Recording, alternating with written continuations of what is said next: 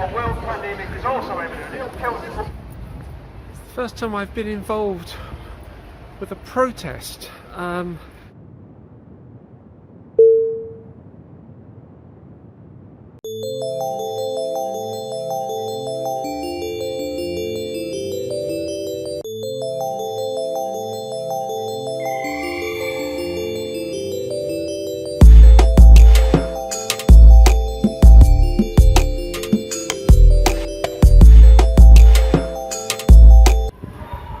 Well, hello and welcome back to my channel. I'm here in Nottingham, and as soon as I started vlogging, I seem to have run into a demonstration. I don't know what's going on, but there's an angry mob of people walking towards me. This isn't good.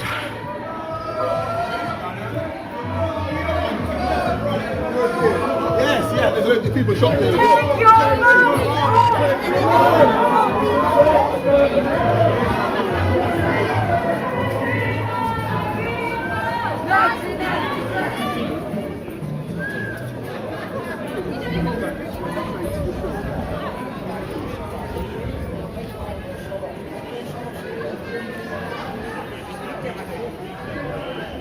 This is to be a protest for take your masks off. I'm all for wearing a mask, it's the right thing to do. It keeps me safe, it keeps the people around me safe, and it stops the spread of the virus. And wearing a mask has got to be a good thing, surely. Please leave a comment in the comment section below and let me know your thoughts on wearing a face mask.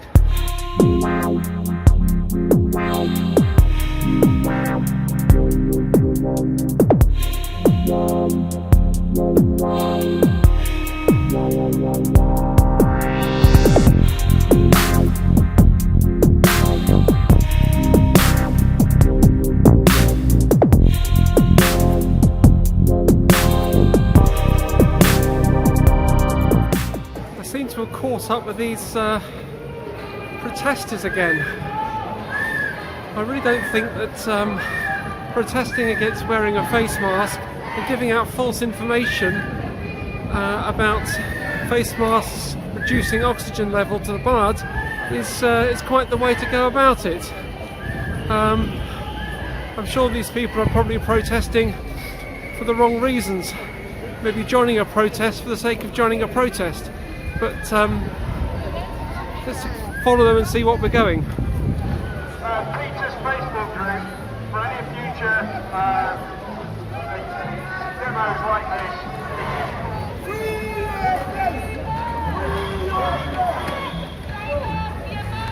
That had been up for a while, so it is still up, and that's from yesterday. It's not wellcontrol.com. It's very informative. Manufactured for a So what's the protest about?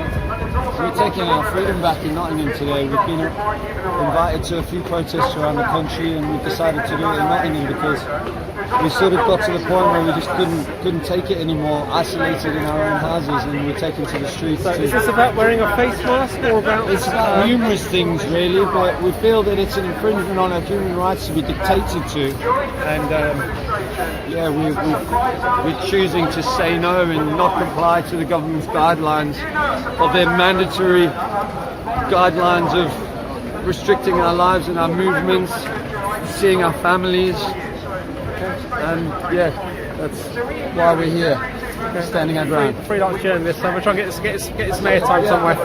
Okay? Thank you, I appreciate it. Follow us on the Stand Up Nottingham if you like. Stand Up Nottingham. Stand Up Nottingham. Okay, lovely. Well, my visit looking at the historical sites of Nottingham just hasn't gone according to plan at the moment. I've got mixed up with this demonstration. There seems to be protesting about wearing a face mask and about the lockdown and all the restrictions that this coronavirus is bringing about by the government. It seems to be more anti-government and anti-everything in the name of coronavirus. I was talking to one of the people on the protest, and he was telling me that he's done other protests in London and other towns and cities as well. So they're just in Nottingham today,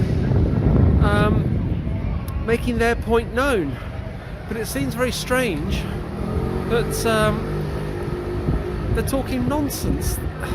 All the regulations that the government has put in place are there for a reason, and we all have to adhere to the rules and regulations. We may not want to, but at the end of the day, they're there to keep us safe and to keep other people safe as well, and to stop this virus from spreading. This virus is destroying lives, it is destroying economies, and it's destroying our own way of life. But it's here, and there's nothing we can do about it except obey the rules, keep our distance, keep washing our hands, and create space around us. And hopefully this virus will actually dissipate and fade out. The Spanish flu of 1918 and 1919, that phased out, and I'm hoping that this will as well. But it only will if we all work together and obey the rules.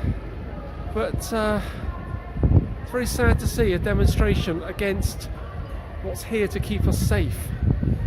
I've actually just stumbled across a statue of Brian Clough here in Nottingham. He was one of the most successful managers that Nottingham Forest have had. He managed the club for 18 years, from 1975 to 1993, and that's one of the most successful periods that the club enjoyed. He even took them to 2 European Championship wins, both in back-to-back wins, I should say, in 1979 and 1980. And there's a very impressive statue of him here in Nottingham.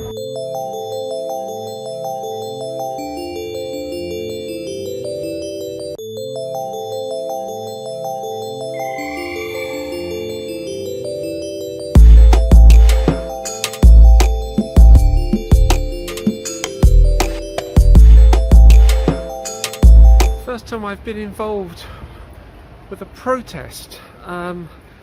It's usually the last place you'd find me, but I was talking to some of the people down there, and although they were all on the protest, there was some mixed reactions to the messages that were being put out over the tannoy by their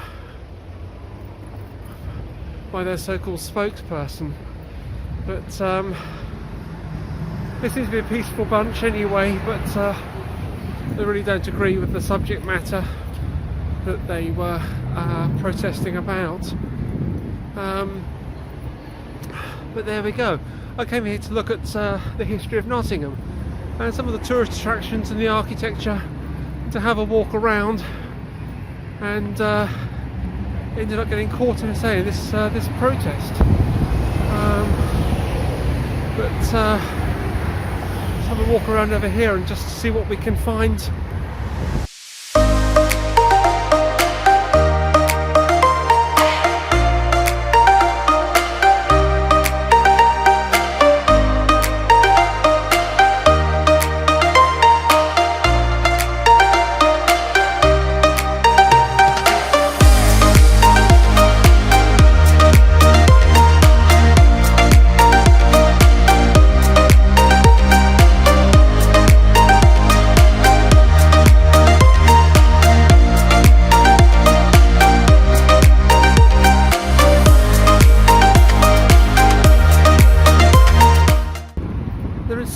Some interesting architecture here in Nottingham.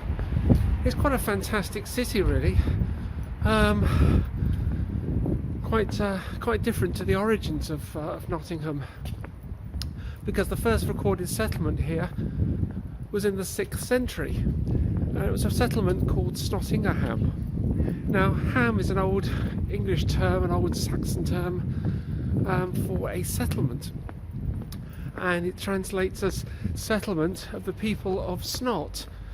But Snot was a person. He was the leader of the tribe that settled here, and gave his name to the first settlement of Snottingham. And of course, Nottingham has developed into Nottingham over the years. The Normans came here in 1068 and established the castle, and a town grew up around it through trade and commerce, and thrived all the way up for the next 800 years.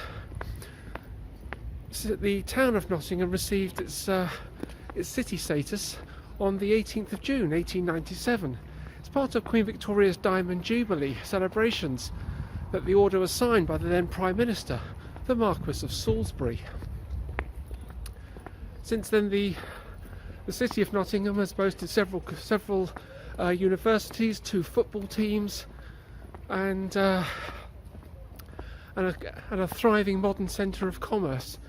It really is quite an interesting city to walk around.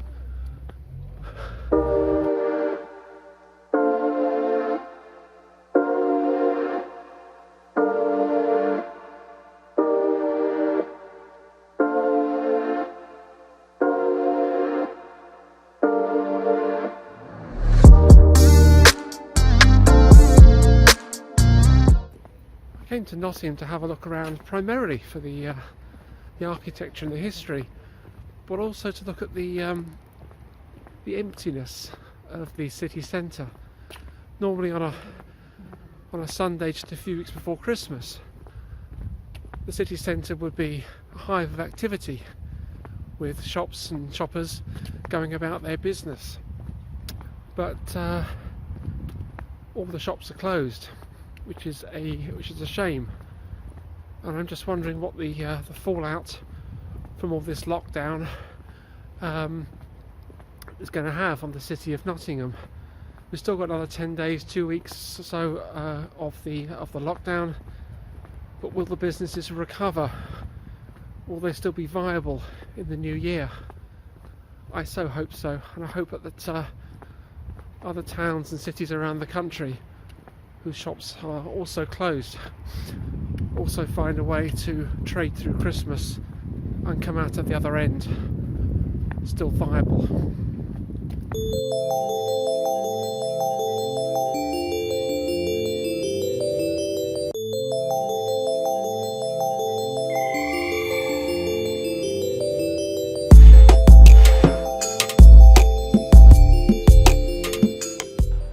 I've made my way down to the pub called the Old Trip to Jerusalem.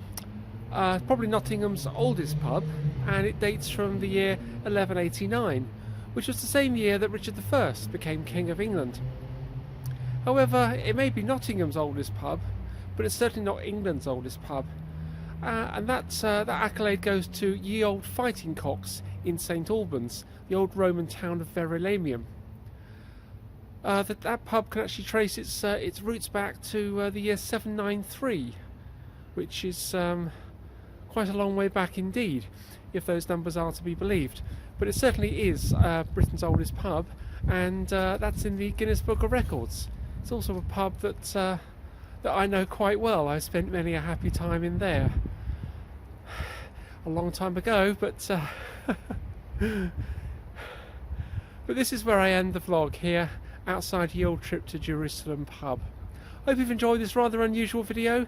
It's not the video I set out to make today, but I got involved in that demonstration earlier, and that rather sort of changed things a little bit. But if you've enjoyed this video, then please hit that subscribe button and give it a thumbs up and a like, and I'll see you on the next one. Thanks for watching.